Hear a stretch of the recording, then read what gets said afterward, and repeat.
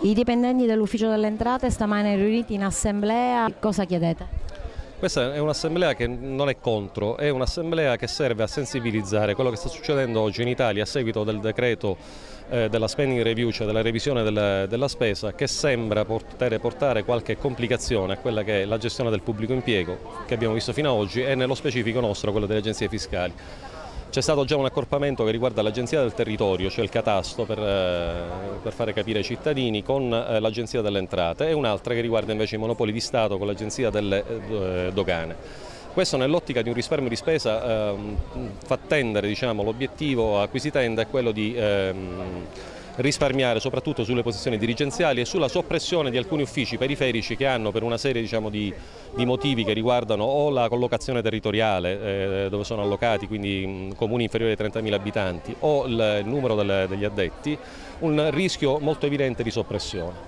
Già abbiamo subito l'aumento dell'età pensionabile, ora ci vogliono ridurre il buoni pasto, vogliono spostare la 13ª e vogliono ridurre del 5% lo stipendio. Noi siamo dipendenti e funzionari dell'Agenzia delle Entrate, siamo coloro i quali dovremmo combattere l'evasione fiscale. Quindi stiamo protestando contro questo governo.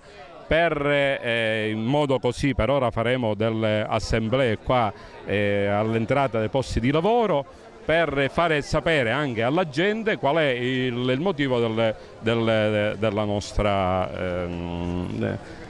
nostre richieste praticamente.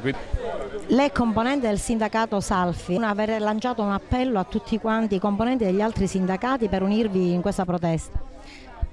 Sì, noi come Confsal Salfi abbiamo chiesto a tutti i lavoratori di tutte le agenzie fiscali di unirsi e di effettuare delle assemblee in tutto il territorio, sia nostro siciliano sia che in Italia, contro questo decreto che vuole abolire 2 agenzie fiscali e stringere i lavoratori in questo gioco, diciamo, in questa lotta verso il lavoratore.